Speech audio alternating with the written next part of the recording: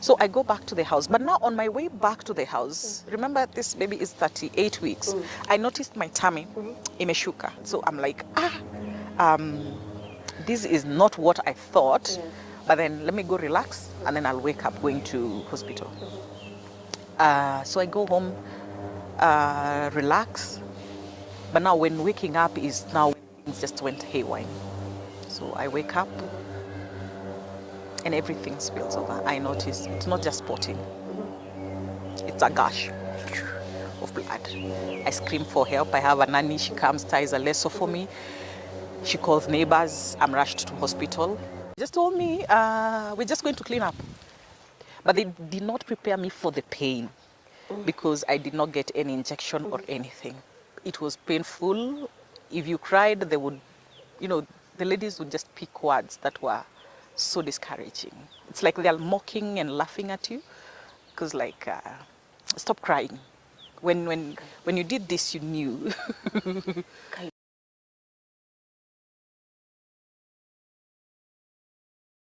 I remember after just taking us back, after around 2 months, I went to the marketplace and I saw some nice clothes, baby clothes. And I was with my husband and I told him, can I buy this? Macu, I have lost the baby, but I've seen baby clothes here. It's like 2 months after the birth. Yes. And I'm like, can I buy this? And he tells me, yes. If it will make you feel better, go ahead.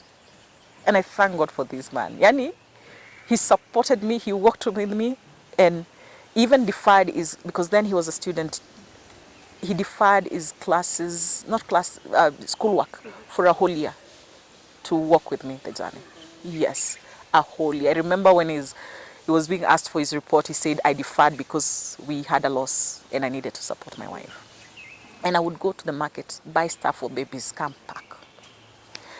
And I'll just look at them. With women, remember when you're pregnant, the way you're excited, you remove all the clothes, put them somewhere, and start folding. Yes, admiring and thinking, how would they look? Now, that's what I would do. But there's no baby. Yes, there's no baby. But that would give me comfort.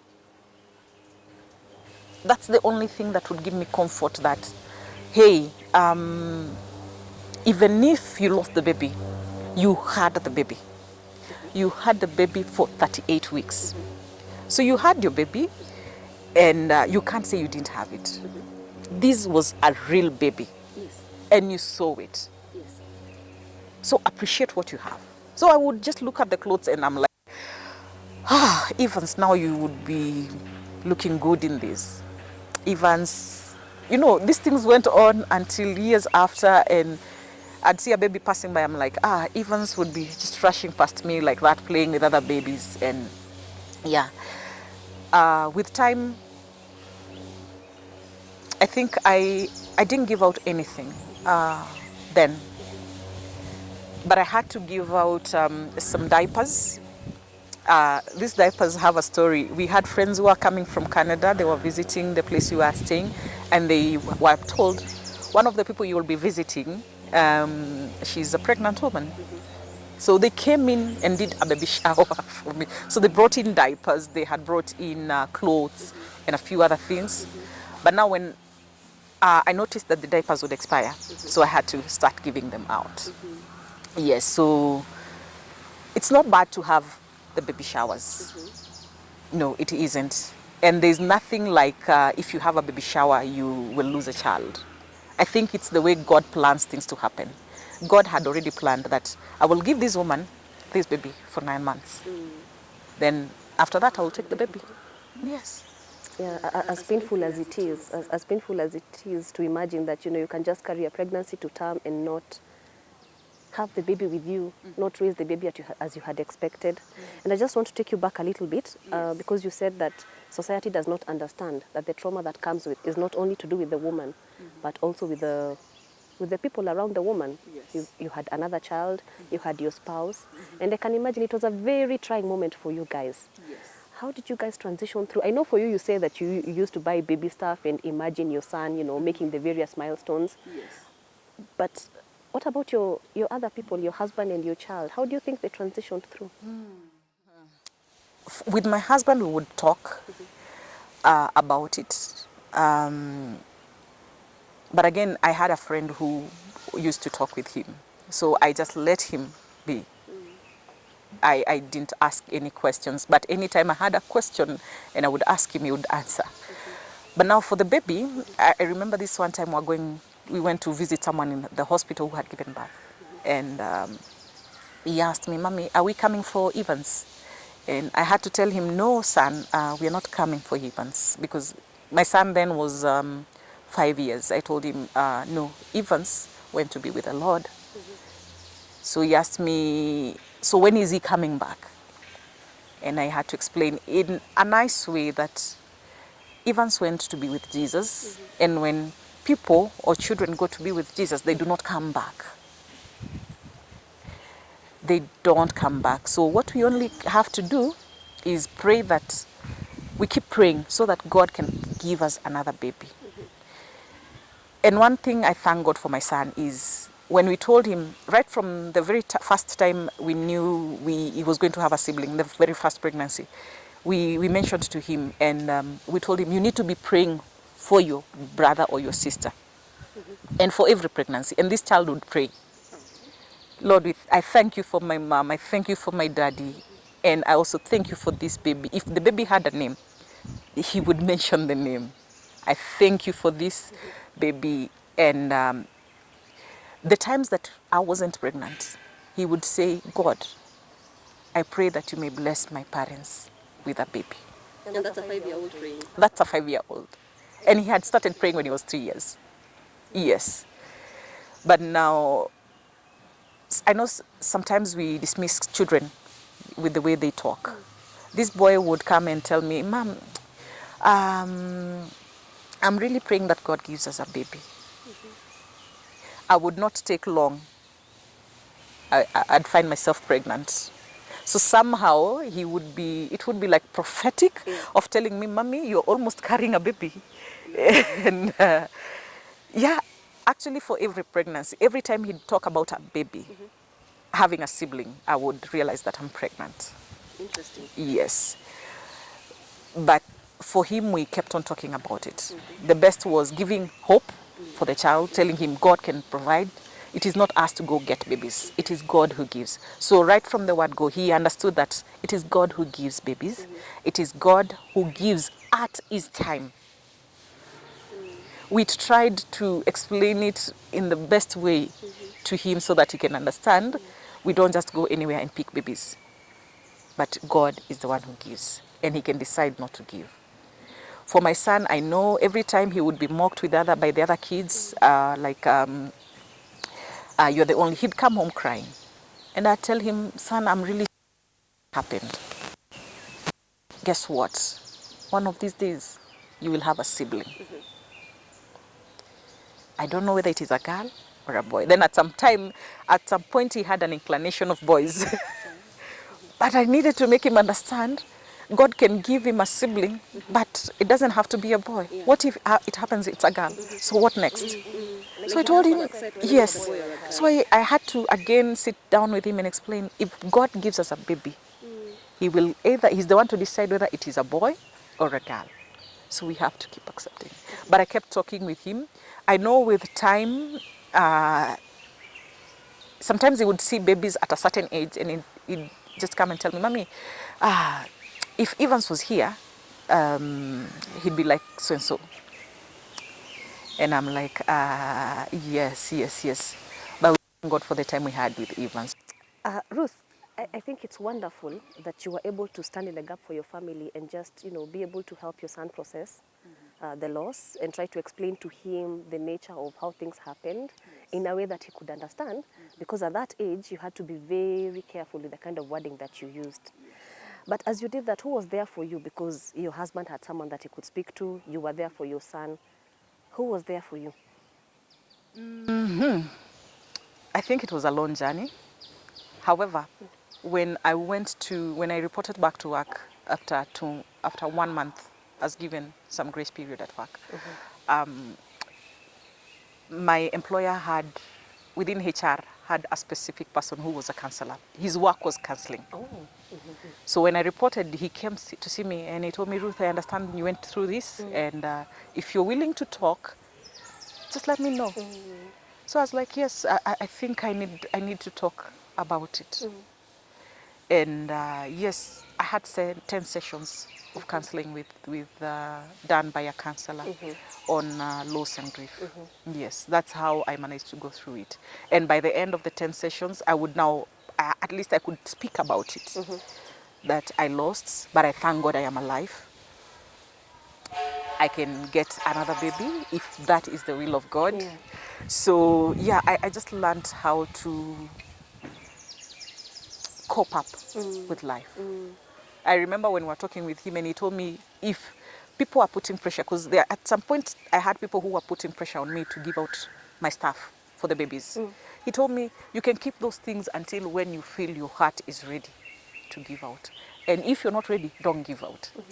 So I actually gave some things. And like for the bed, even my last born used it. I gave it out, I think last year. Wow. Yes. I gave it out after almost 12 years or so. Yes. So the work with the counselor really helped me.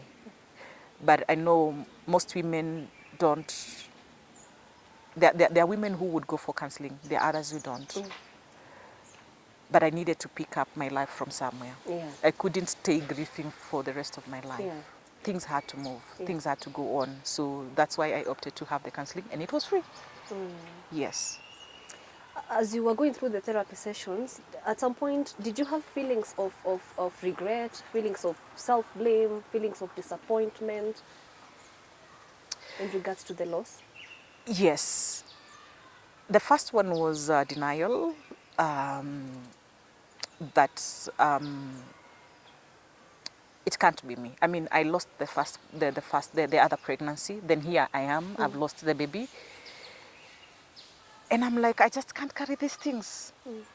And you won't say it's not that I had incompetent cervix. No, nothing about I don't know what happened. Just my body goes haywire. So at some point I was like, I'm not able to carry out, to be able to carry a pregnancy to term. And then it got to a point and I realized actually it wasn't my mistake. I remember the first clinic I went to, this certain hospital, I told the doctors, with my first pregnancy, they detected pressure towards the end. Do you think you need to look at it? And these guys will be, sijali, maybe ilikuja juu ya, I don't know, he just dismissed it. The doc dismissed my thoughts. And I asked him again, are you sure I do not need medication? He said, no, you don't. So, and that's how I ended up now losing the pregnancy due to the high blood pressure and yeah. So it was due to negligence? Yes. When I now looked back, it was actually not my fault. That's how I now came to understand. It was just because a doctor dismissed my thoughts and thought, and it's just the same way. I remember, I remember with one of the pregnancies, they said I aborted. This is a letter I'm taking to my employer and you're saying I aborted. Okay, you're a professional. I think that is the term you use as a doctor. I told him, remove this, write miscarriage. Yeah. Because again, the society, if you write aborted and I'm taking it to my HR because I need some days off, they'd think, I mean, she doesn't want a baby, Ali flash too. They would judge you. Yes. Yeah. So I told him, I don't want this word. Remove this one. I know medically that's what you say, but just write miscarriage. Yes. So tough as it was, I managed to move on. But one of the things that I think the best thing that ever happened to me was accepting myself. And also knowing that God is still on the throne despite everything that happens within me and around me. The judging by people, I remember I'd meet people and they'd ask me, how old, this one said, how many children do you have? And I'm like, that time I was living away from my family. I was working in Eldoret. My family was in Nairobi. So I told him, I have a son and he's 5 years old. And this guy was like 5 years. Hakuna mtoto mwingine. I'm like, no. Then he goes, and you know the worst is, apart from the society, even the church. Oh. This was in a church forum. This was a church leader who asked me that. And I'm like, he goes ahead, Percy, you need to talk with this chick. I mean, she has a 5-year-old and she's not thinking about getting another baby. So I looked at him. It was, I think, around 3 months after I had lost my son. So when he said that, I looked at him, I walked away. And when the function was almost over, I excused myself to go home. But before I stepped out of the door, I went to him and told him, next time, never talk to a woman like that. Oh, wow. That was bold The of you. reason I have a 5-year-old is because I lost a son 3 months ago and I walked away. It was so painful. I just walked away. The next day when I reported to work, I found him waiting for me in my office. And I'm like, what do you want? You know, because already I have this notion, you're just coming here again to judge me. And he tells me, Ruth, I informed my wife what I had told you and we did not sleep. And I had to come here, apologize. And I'm here to tell you, I will be one of those people who will be praying with you that God provides, gives you a son or a girl, whichever that you want, but may God grant you the desires of your heart. And true to his word, this guy was praying for me and his wife. And they prayed with me. I remember when I announced that I had, every time I would tell them I'm pregnant, they would walk with me that journey and call me, pray over the phone, yes, and tell me, Ruth, things will be okay. Though even after that, I still had other losses. After my ordeal in the previous hospital, I sourced around for a good doctor, and I was referred to one in Aga Khan. They're the ones who diagnosed that I get pressure, high blood pressure when I'm pregnant. And midway, I also get diabetes. My sugars go high. And true to it, I actually add between 15 to 30 kgs every time I'm pregnant. But now they told me this is how we will come. So anytime you know you're pregnant, we will give you this drug. At 20 weeks, we introduced this. So they really gave me a way of how to curb everything until my baby comes to term. So after Evans, I got another pregnancy and I lost it. I got another one and lost it. So at this point, my pregnancies, I would lose pregnancies between 12 to 14 weeks. And some people would dismiss, huyo sio mtoto. It's just a thing, you know. But for me, anytime I am pregnant, that is life. And God is the one who gives life. And that is a baby. Because I name my children when I'm pregnant. So already, that person, that thing you're calling thing, for me, it's a person. Already they have a name. And it was a difficult journey, and just the way the society looks at you, your family, the church, because the gap between my firstborn and my third or secondborn, third depending whether I choose to have Evans on the line, is 8.